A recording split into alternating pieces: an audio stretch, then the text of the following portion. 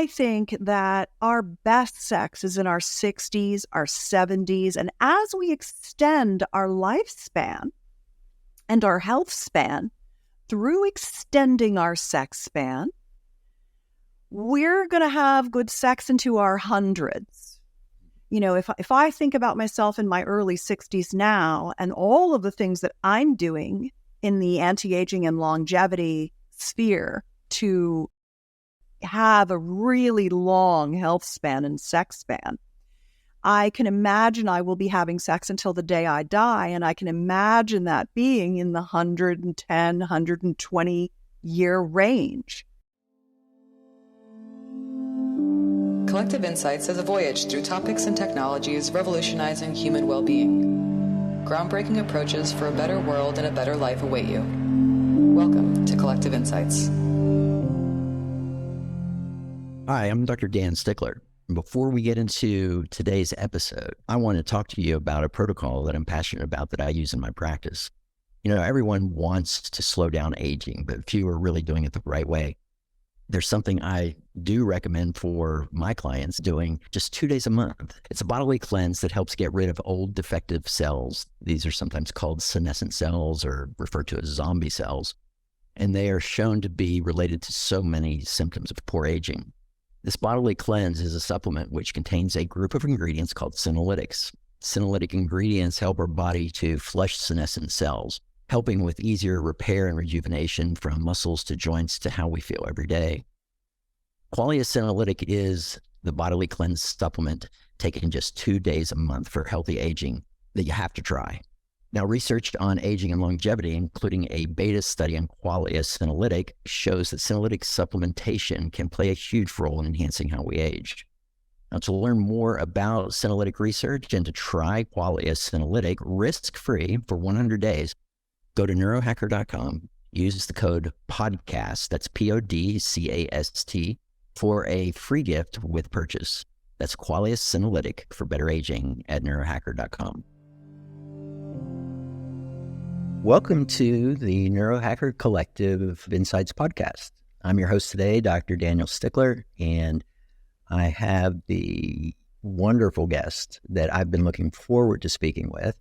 Her name is Susan Bratton. She is a champion and advocate for all who desire passionate relationships. Susan is a best-selling author and publisher of 44 books and programs on lovemaking techniques and bedroom communication skills, and the world's most well-respected sexual biohacker. I love that. Susan, welcome to the show. Hi, Dr. Dan. I have been looking forward to seeing you too. It's so nice to be here. Right on. We are like-minded brethren. Let's do some co-creation here. Let's do it. I'm very good at that. All right. So I have to ask you before we get started, what got you into this line of work? I hate to call it work because for me, this kind of stuff isn't work. This is just, this is fun. But Well, a crisis in my marriage where we just weren't having passionate lovemaking. It wasn't that pleasurable for me, and we didn't know what we didn't know. And when we set about learning about sexuality and about lovemaking, it instantly transformed our relationship. And we thought, why is it so hard for people to find out about lovemaking techniques? And why aren't we taught these things? Why is it the blind leading the blind and everybody's getting divorced out there? And we were Silicon Valley executives, and we decided to essentially bring the workshops that we'd gone to onto the internet so that anyone anywhere around the world could experience the transformational process of learning about conscious, heart-connected lovemaking. And so for the last couple of decades, I've been publishing my own work and the work of my mentors. I've been extremely fortunate, honored really, to have the mentorship of some incredible people. And I think that the ecosystem of techniques and skills that we've created in our company, Better Lover, are, they've stood the test of time, Dan. And I'm actually redoing some content right now. And I could be creating anything. And I'm recreating some of the standard practices and techniques that I've been teaching, helping people learn for decades, that I think are the fundamentals of having this, the type of, I say what I do is I transform having sex into making love. Mm-hmm. So, the only kind of education that's out there is the movies, which are ridiculously bad and they show you the wrong things to do, or pornography, which is ridiculously awful and shows the wrong things to do.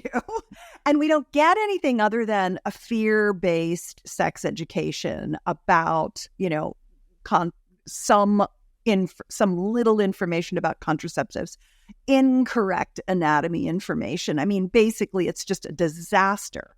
And so I think that's where it all started. Of course, they say your greatest wound becomes your greatest gift. And for me, that was what it was. How easy it is to have really great, satisfying sex that fuels your life, fuels your creativity, versus having what most people have, which is, boy, really just like barely worth doing. Yeah, and the sex education, I think, is, and actually all of society is they've medicalized the body, and especially the sex organs. Yeah. And it's hard to break that in people. They just have this medicalized view of everything. I found that with my wife, and she had felt that medicalized piece of it. And we went through a bunch of deprogramming over the years. For both of us. I had it really deeply ingrained being a physician, going through medical school and having the further training in it there, where we learned about all the diseases that these things can have. Instead of all the pleasure. It's interesting. One of the kind of the tenets of the things that I talk about these days is the 20 kinds of male and female orgasm that, like basically our orgasmic potential.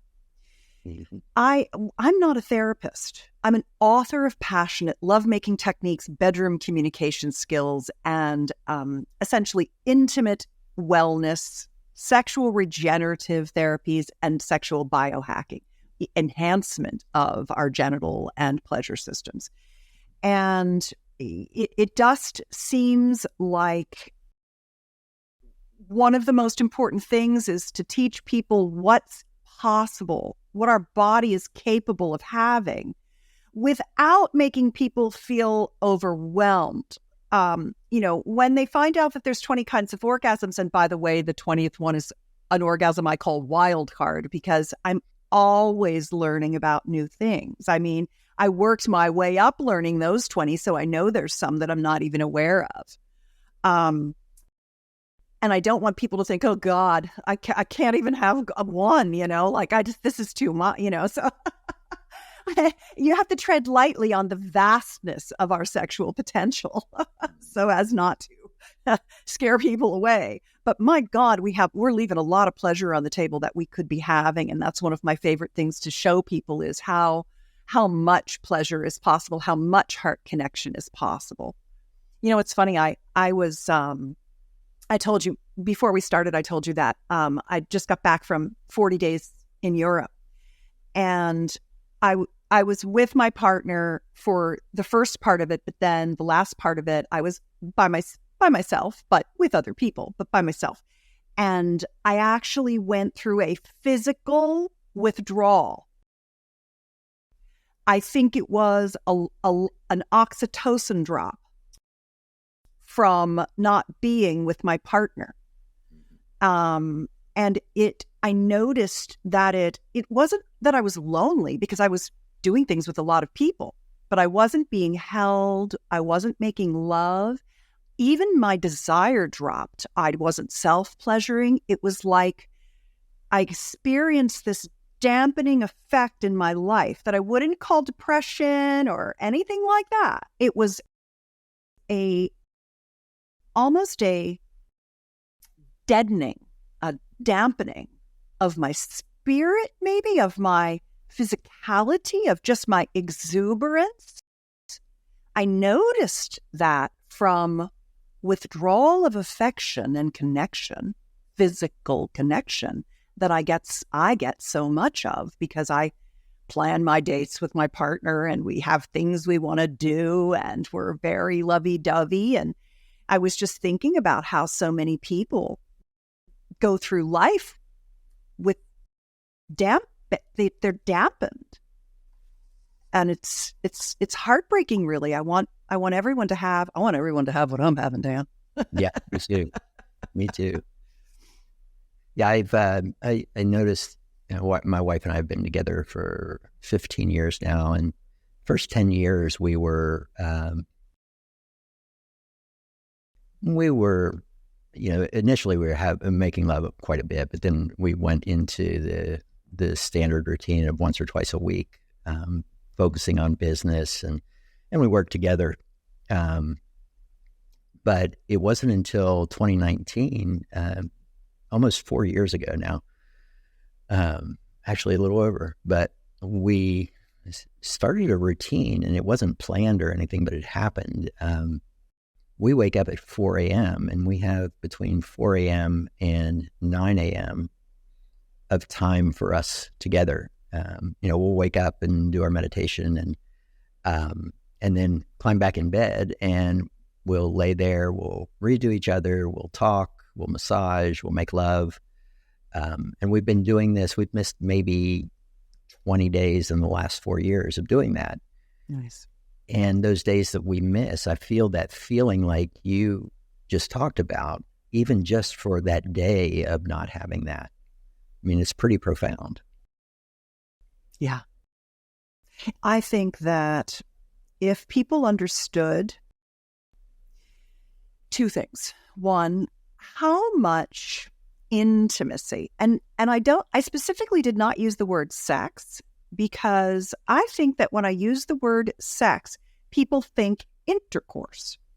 And although my 44th book that I am writing now is a book that's called Come Together, it's about orgasmic intercourse, mutually satisfying intercourse as a learned skill, that it's simply a learned skill that everyone can have.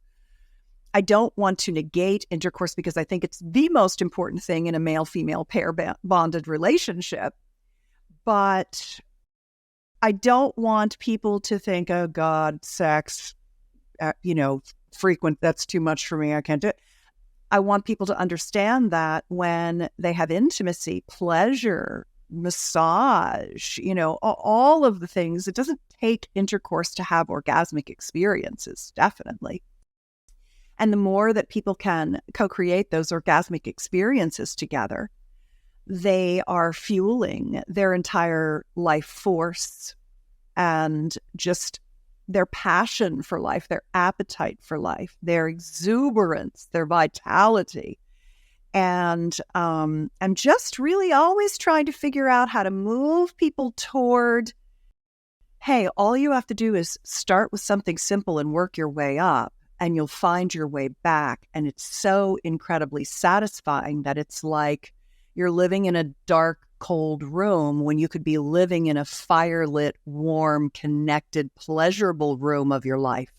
If you just didn't think about the whole big thing, but just took some baby steps toward it. Yeah, that's beautifully put. And that's exactly what we experience with it too.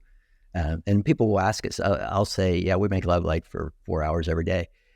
Not bragging or anything. It's just the statement. And they'll say, how do you do that for 4 hours? And I'm like, yeah, well, it's not penetration for 4 hours straight. Right, exactly. That's a part of it, but the lovemaking is everything else too. Yes. And, what it changed though, going from once or twice a week to now 10 to 12 times a week. And, a big thing that changed with that was the linearity of sex into the circularity of lovemaking. Yes. There was always this, okay, I've got to I've got to get her to the point where she has an orgasm or I haven't done my job. And then I've got to orgasm so she knows that I felt that too. Mm-hmm. And then it's over. And that was what it was. I mean, we were like two sticks rubbing together for those first years. And not so connection. we found this. Yeah. And we realized this is something whole new. Yeah. There's so much to be said for the kissing, the sensual massage. And I really think that yoni and lingam massage, I know that you are a tantric practitioner, but for anyone listening that hasn't heard those words, I really love those two words. The yoni, Y-O-N-I, is a tantric, it's a Sanskrit word, and really what it denotes in the American practice of tantric sex, which is a more spiritual orientation toward lovemaking. It stands for the entire female genital system. Moving away from just this, like you were talking about, Dan, this kind of medicalization of the parts, and more that it's a pleasure system, and that all the parts are as orgasmic. It's not just the tip of the clitoris; it's all orgasmic. And the lingam being the male genital pleasure system, the prostate, the penis, the testicles, the perineal area, the root, the shaft, all of those parts. And I just really love those two words. And the yoni and lingam massage, hands-on genitals pleasuring, is such a gateway to genital confidence, genital love, sexual self-confidence, orgasmic achievement and pleasure, slowing down and connecting, allowing ourselves to have full attention on our pleasure rather than being in a performance mindset, learning that the receiving is a gift,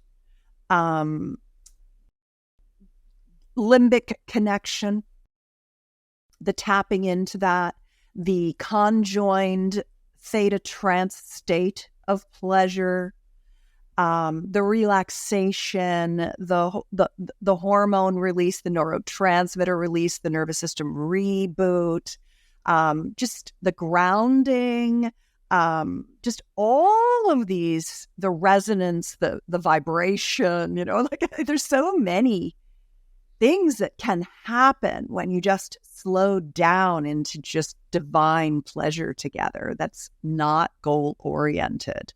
That goes back to the body, mind, pleasure state of healing and youthfulness that are a big part of longevity, anti-aging. Yeah, and that's my practice focus is longevity and mine too. Age rejuvenation. And you talk a lot about the health benefits of a really intimate connection and the lovemaking. Can you expand on that? Well, I think I kind of just listed them. They really are, and there are so many health benefits. I think one of the first is that rebooting of the nervous system that orgasmic contraction creates. Another is the lighting up of all the different parts of the brain when we are pleasuring the entire body. The triumvirate of the lips, nipples, and genital systems being essentially a really stable three-legged stool of pleasure, spreading pleasure throughout the body, not just concentrating it in one location. The spreading of pleasure, so the lighting up of the brain, the oxygenation of the brain, blood flow, the vascular event of great sex, great intimacy, orgasmic pleasure. The flood of oxytocin, the release of vasopressin and prolactin, the transfer in a male-female pair-bonded relationship of the spermidine, putrescine, etc., from the ejaculate of the male body into the female body, or into another male body, into any body. All of that great spermidine for autophagy, for cellular rejuvenation, that can't go unsaid. It's such an important part of things. I mean, it's literally a senolytics. Semen as the senolytics, that's fascinating. In addition to the benefits of extra testosterone for her, serotonin for her. So she's got a mood lifter. She's got some confidence building. He's going to push off any potential prostate issues by ejaculating frequently. That's a benefit for him in the long run, just keeping the pipes blown out, if you will. Even the testosterone from kissing that she gets from him for her increased confidence and zest for life, her drive and desire. That's incredible too, from the saliva. I mean, I'm a very, I call myself a rainbow sparkle pony. I believe in full gender expression. You be you. I love you for wherever and however you're showing up in the world in this moment, and subject to change. I will adjust with you. I'm just in honor of your presence, whoever you are. I want you to have whatever you want. Sex is healthy no matter whether it's pair bonded or not. It doesn't matter. It's all good. Have as much as you can. Have lots of partners. Learn lots of things. Have incredible experiences. Always watch STIs. There's over 20 of them out there, and you have to protect yourself because we don't know the long-term effects of a lot of things that are getting passed around. So safe, self-sexual expression is really, I think, a hallmark of conscious, what I like to call conscious sexuality. Mm-hmm. But, all of these experiences, our sex life gets better our whole life long. And I think that our best sex is in our 60s, our 70s. And as we extend our lifespan and our health span through extending our sex span, we're going to have good sex into our hundreds. If I think about myself in my early 60s now and all of the things that I'm doing in the anti-aging and longevity sphere to have a really long health span and sex span, I can imagine I will be having sex until the day I die. And I can imagine that being in the 110, 120 year range.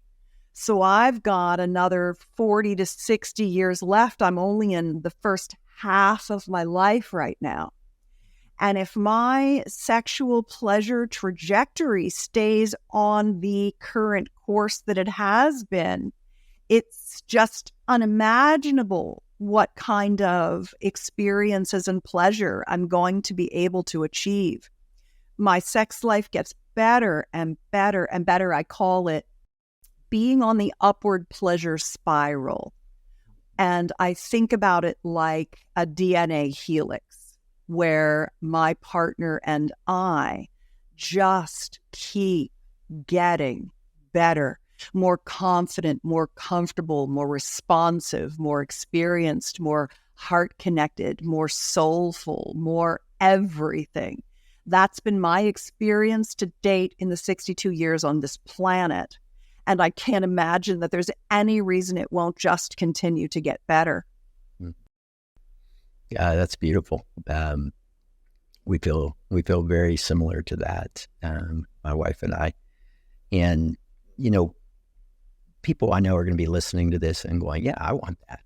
And they're going to be like, okay, well, how do you go about this? And it's something we talk about a lot is starting with the communication piece. Because I find that has the biggest hindrance to a really healthy and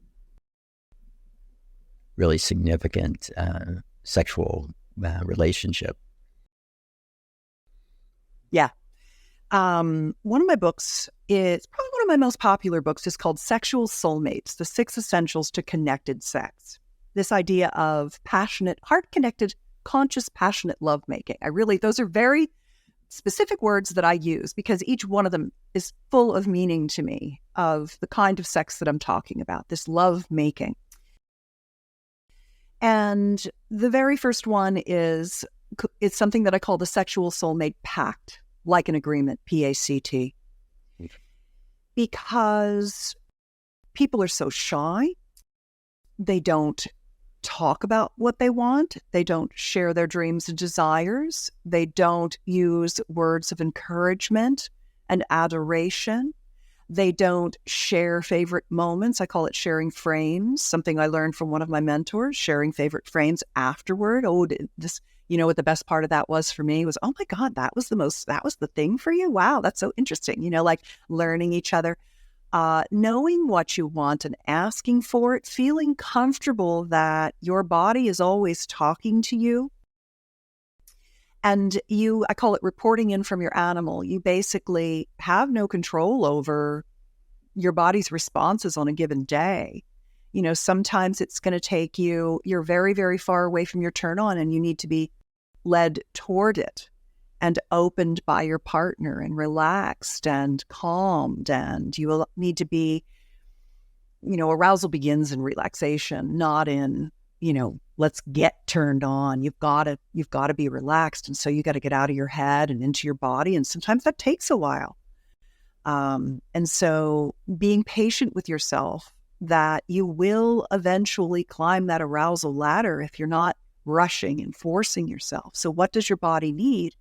Well, that depends on what was your sleep score on your Oura ring last night? And did you have 3 glasses of wine? And, you know, what's going on at work? And how was your nutrition today? And did you work out this morning? And all of the things that are fundamental to living a good life. You know, how are you doing on those in any given moment? Your body, and then for women especially, we're running on that, you know, the moon cycle even after menopause. And so what we want is always different in every moment. And I'm really learning how to honor that and to speak from your body to your partner and let your partner know where you are and what's going on and what would feel good. And I joke, Dan, you'll laugh at this. Pretty much all of my lovemaking sessions start with some part of my body needs to be rubbed with a topical THC pain cream. Because, you know, I'm always like lifting weights in the gym. I literally just got back from the gym. I'm wearing my gym clothes. I literally walked in from the gym to talk to you today.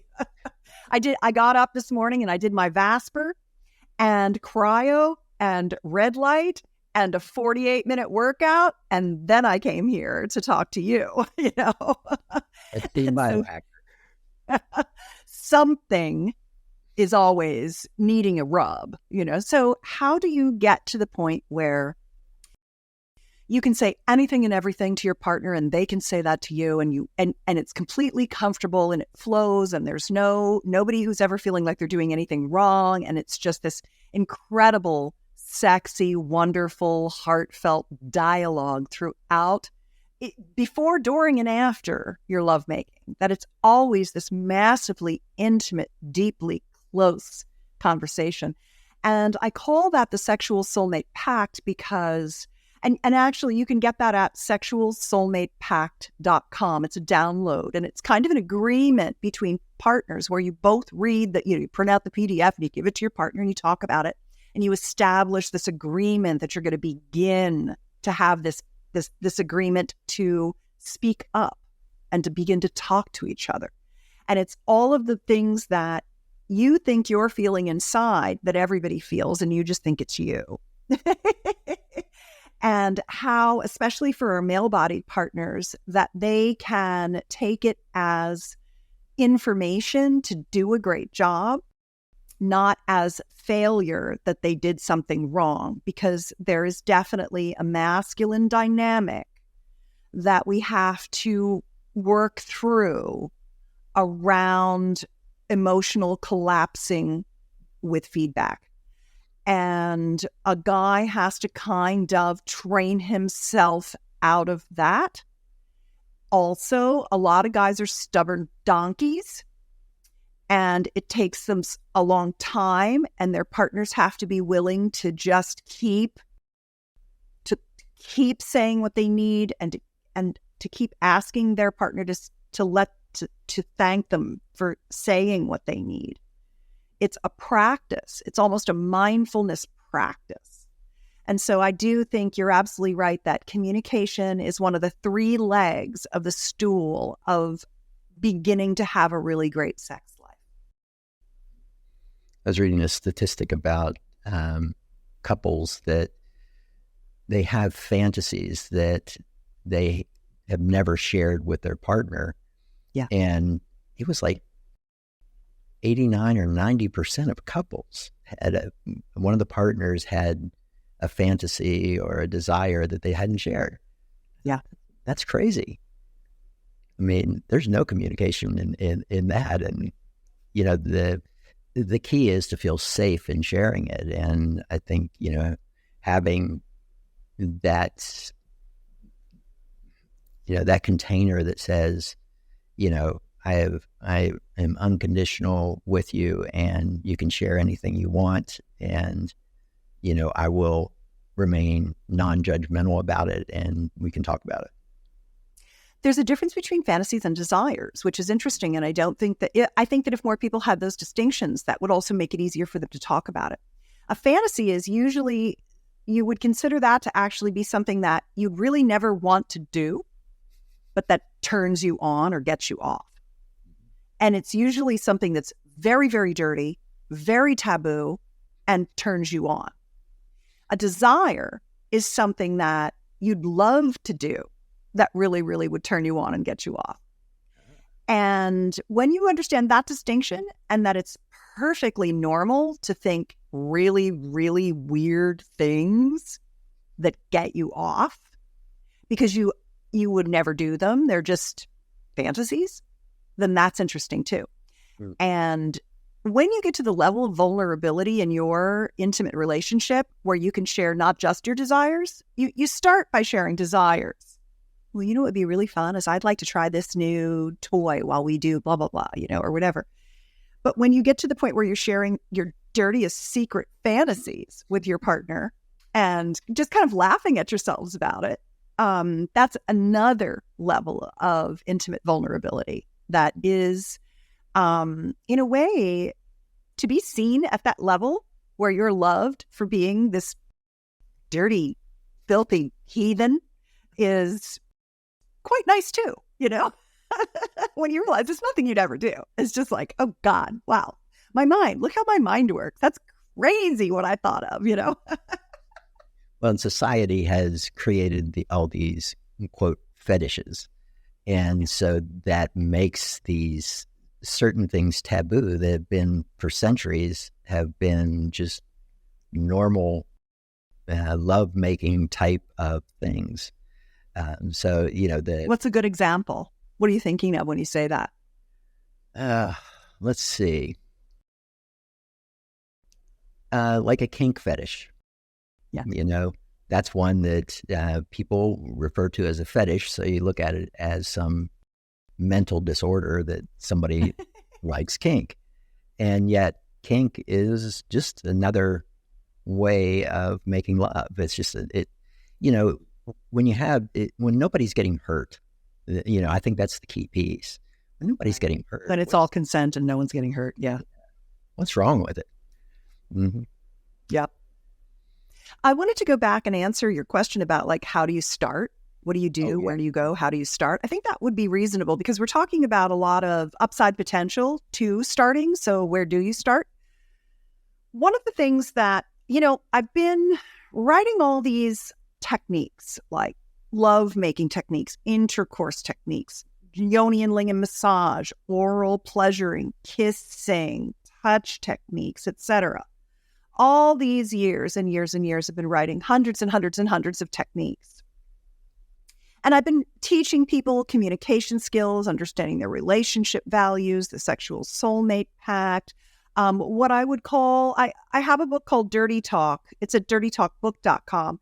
But I only called it Dirty Talk. It's not dirty. There are so many ways to have bedroom communication that are like worship, adoration, appreciation, running menus, sharing frames. Like there's all these really interesting bedroom talk, sensual talk, pillow talk types of things that are totally available to all of us that don't need to be even dirty at all. So communication is the second leg, and the third leg is the sexual biohacking, the regenerative, the reversing atrophy, the regaining function, reversing orgasmic diminishment, and then on to enhancement, penis enlargement, clitoral enlargement, all the different kinds of orgasms, all that stuff that's so interesting as well. And what I realized is that techniques are good and communication skills are good and these therapeutic modalities are good. But what people really want is one of the things that's in the Sexual Soulmates book, The 6 Essentials. One of them is erotic play dates.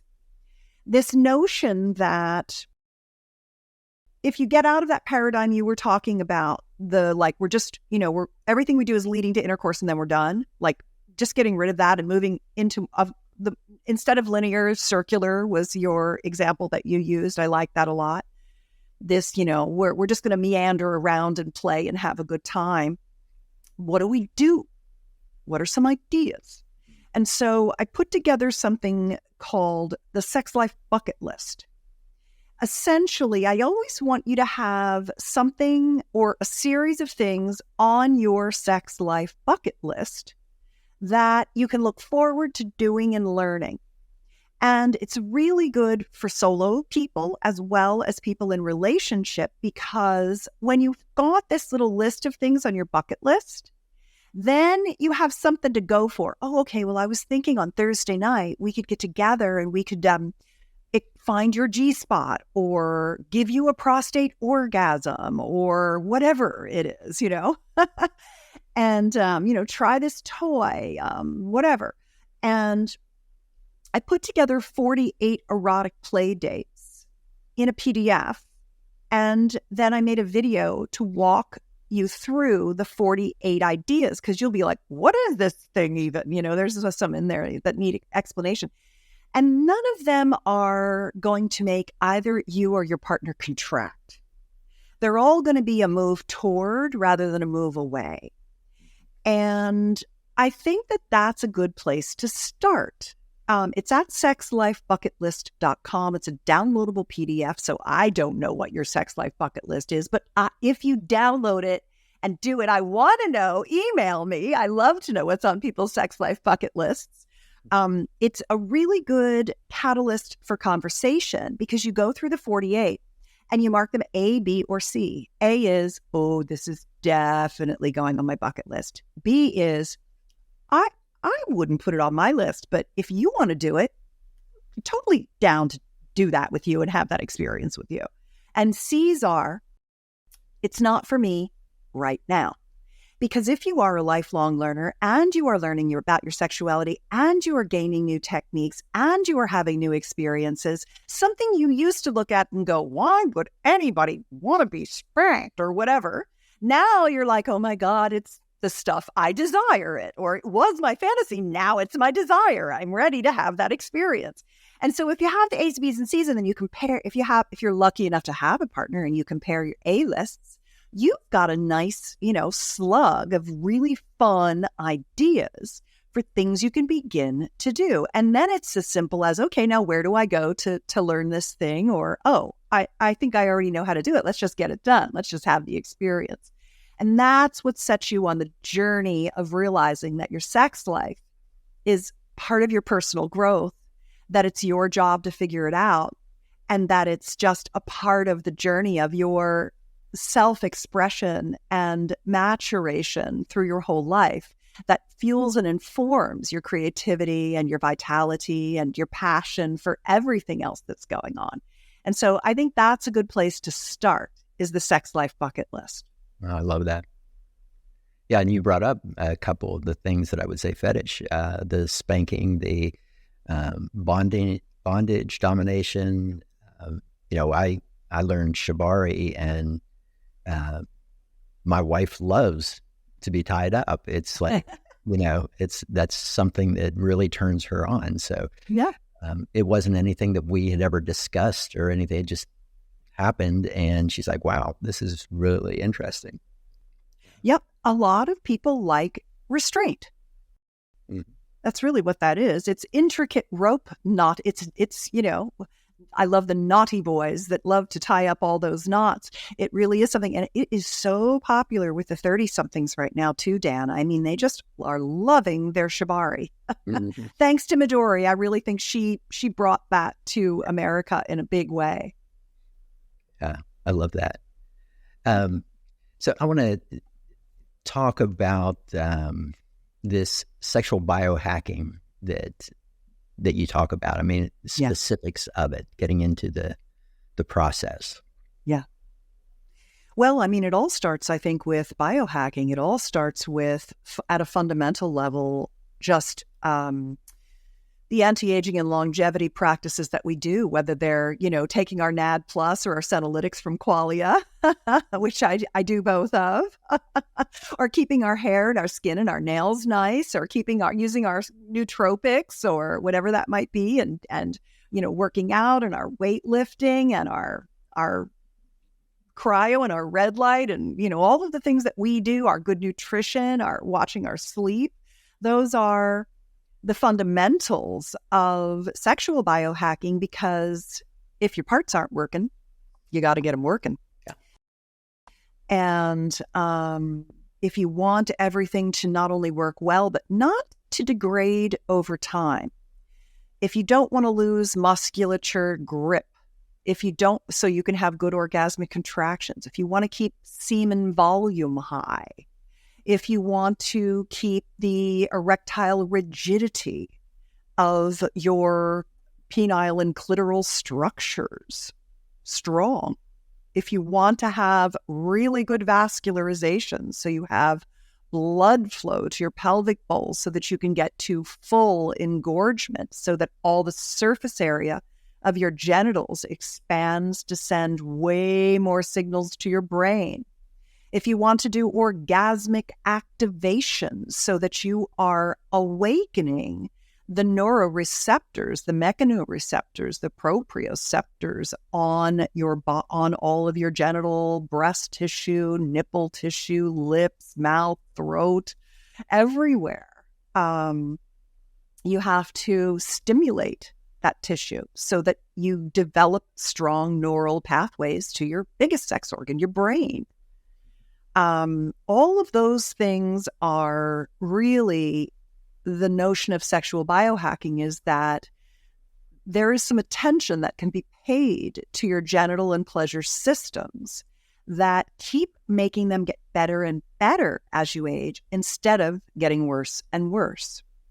And then if you need remediation, there is obviously things like eating more leafy green vegetables and beetroots so you make more nitric oxide, topping up your nitric oxide systems with supplementation, using things like shockwave. The gainswave and femiwave technology is absolutely fantastic for regenerative tissue growth, which when you grow back more tissue in your genital systems using the acoustic wave stimulation, you actually also grow out more vascular system. Your capillaries begin to grow out to the edges again instead of retracting, which means your nerves can grow out there because they're innervated. So then you're feeling more pleasure again, instead of having that orgasmic diminishment that happens with age, where it's harder and you lose sensitivity, as guys talk about, or women feel like it's harder and harder to achieve their climax. So you're reversing that with shockwave. You can use PRP, exosomes, stem cells. I've harvested my own stem cells now, and I've banked them. So I have the ability at any time to inject my clitoral structure with my own stem cells and some PRP and exosomes, right? Because if I'm going to go 100, 110, 120 and have great sex, I'm going to have to reverse the atrophy of aging. And so these are very interesting things. And then, of course, the vacuum erection devices, penis pumps. They're incredible. Urologists give them out. And more women are understanding that the vulva pump and the clitoral pump that draw blood into that tissue are a way to reverse the atrophy, the sagging of the genitals, the labial tissue loss. We need our labia as much as we need our clitoris to give us full orgasmic satisfaction. It's not just that little tip of the iceberg. It's that whole system that needs plenty of blood flow. And then photobiomodulation, both intravaginally with a device I call, it's at vaginadevice.com. It's called the VFit. It does photobiomodulation inside the vaginal cave, and it helps with mitochondrial production of the vaginal mucosal lining. It helps with lubrication, engorgement, reversing incontinence, and it stimulates glycogen, which is what the good bacteria eat, because as you age and estrogen diminishes, that is what helps produce glycogen in the vaginal mucosal lining. And so you want to do your estrogen replacement, your testosterone, your progesterone. You want to get hormone replacement going. In addition to doing all of these acoustic wave and photobiomodulation and the warmth and vibration using sex toys. One of the things that I have is I'm really good at like looking at the whole landscape of things and organizing it for people, like the 48 erotic play dates or whatever. And the orgasmic cross training is the 8 types of female and, vulva person and the 4 types of penis owning persons tools that stimulate the different areas of the genital structures so that you're getting blood flow and activation of the neural pathways to all of the structures so that they are getting the good signals and the good blood flow. That's at orgasmiccrosstraining.com. And it's essentially just, start filling up your pleasure chest with these various tools and using all these different tools in self-pleasuring and in partner play to keep activating. I read a study recently about a group of women who were stimulated in different areas of their vulva, and they had to comment on how it felt. And it was interesting that for most women, there were 53% who said the introital sphincter, the opening to the vaginal cave, was the most sensitive for them, that they felt pleasure. And 40.3%, I think it was, said the tip of the clitoris felt pleasurable. But most of the other areas were either they couldn't feel it, numb, or was a negative sensation. And so I thought to myself, well, good Lord, start touching all that stuff in joy instead of shame. Start touching it the way it wants to be touched in that moment. Start playing with it, honor it, worship it. It will all activate and enliven and become pleasurable. Don't just assume, I don't like to be touched there because one time you were touched poorly there. Be like, I'm reclaiming my vulva. I'm going to activate all those parts and they're all going to become massively multi-orgasmic because this is my equipment. I own it. It is the joy and pleasure in my life. If the researchers had come to that conclusion, instead of just stopping with, it doesn't feel good, so don't touch there. No, it can all feel really, really good when it's lovingly touched with permission, consent, and desire. And so how do we help women understand that they can come from intercourse, they can come from all these different things, that their labia are there for pleasure, that all of this is important? And then let's help our male-bodied partners stop feeling the shame for their desire and or the shame for their self-pleasuring, and embrace that, and then come together in much more confidence that there's nowhere to go but up once you let go of all that shame and all of that restrictive thinking. Yeah, that's a great list of stuff. I'm sure we'll have links to all of it listed in the in the notes of the podcast. One thing that that you didn't mention because you're probably not aware of it, but we're doing work with young plasma. So we get plasma donations from 18 to 24-year-olds, and we use it as a rejuvenation technique where we remove 40% of your plasma volume and replace it with a liter from a young 18 to 24-year-old. But you can also take that some of that plasma, pull it up into a syringe and do it like the PRP, but you're getting PRP from someone who is in their peak reproductive years. I mean, all the hormones, all of 1 cc of this plasma has 1.86 billion exosomes in it. I mean, you talk about rejuvenation. It is head and shoulders for sure. The technique that is really going to be popular. Yeah, that's very exciting. I think PRP was our 1.0 in all of that regenerative injectable strategy. And I've had 7 O shots. Mm-hmm. And the thing that I don't like about PRP is that because it has that inflammatory nature, my orgasm goes down for 3 or 4 months. Oh, wow. It takes me a while to heal from that. And then I get the tissue growth and, the reparation. So, I like that part of it. But it's interesting to think about more of the exosome and stem cell type of injectables rather than just the PRP, because that downtime is, tedious.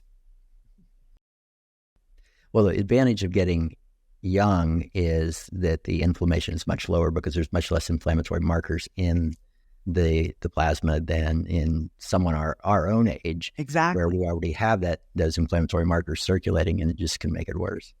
Yes. Yeah, it's fascinating. I really, really love all of those regenerative therapies.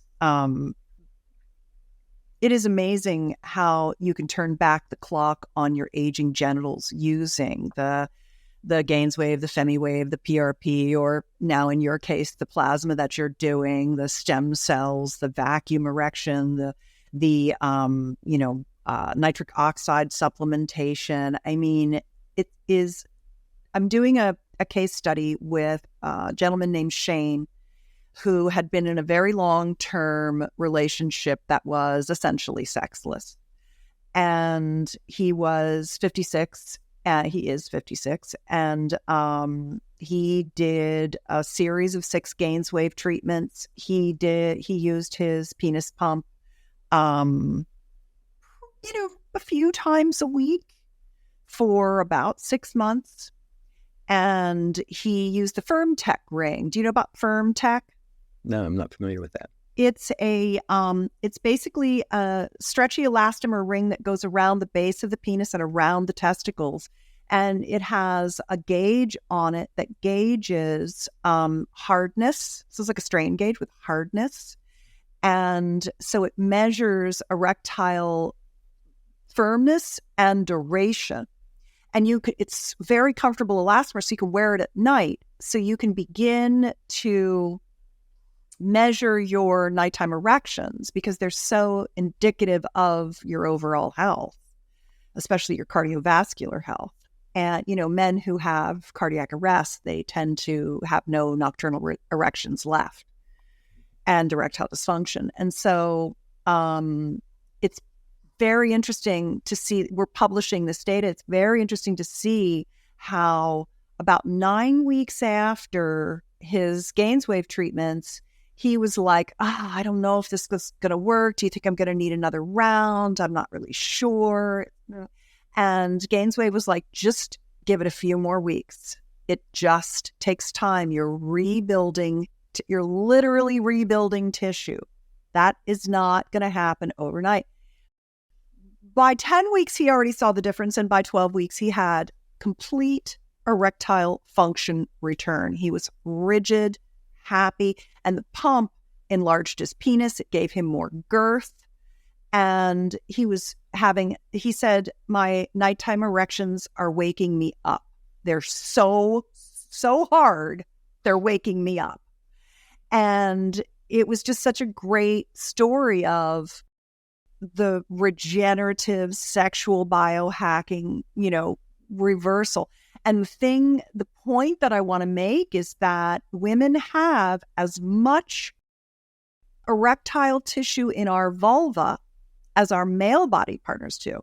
You know that your penis, what you see sticking out of your body, is only about half its size. It goes in and down. The tubes of the erectile tissue go in and down toward the testicles. And guys love it when they realize they're twice as big as they thought they were. And and what I have to explain to women all the time and their partners is, look, you take that banana's worth of erectile tissue tubes and you just turn it into a circle with a point at the top and pop it around the vaginal opening. And that's our erectile tissue. And it has the same exact problems. I mean, if you and your husband are eating the same food and doing the same things, you have as much ED as he does.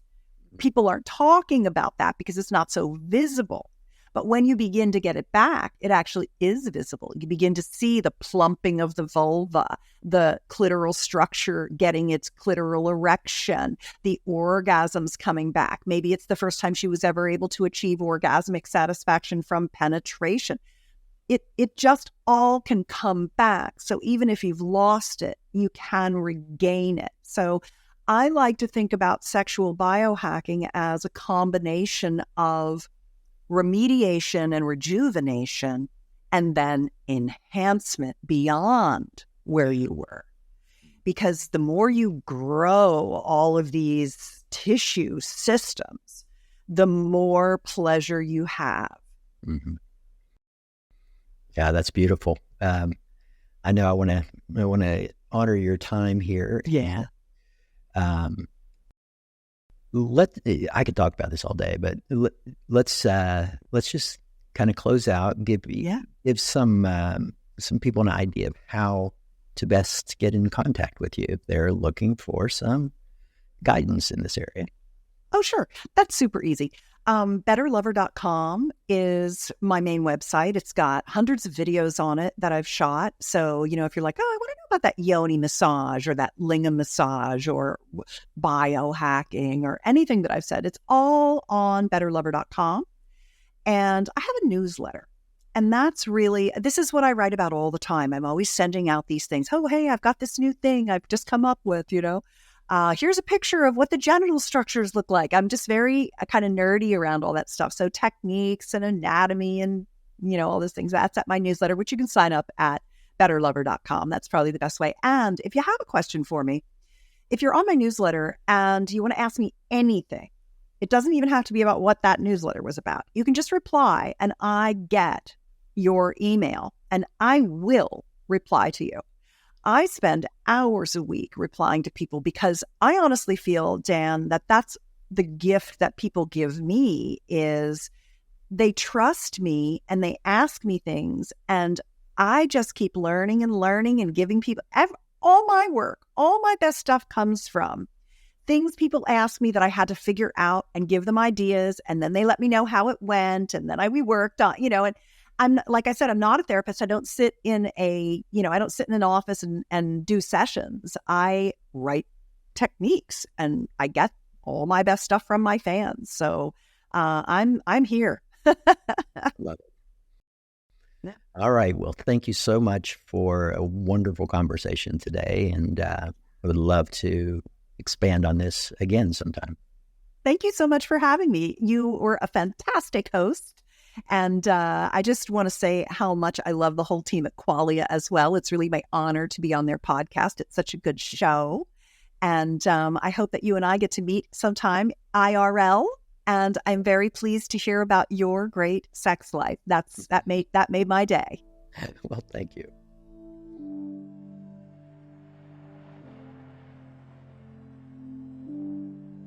This podcast is for informational purposes only.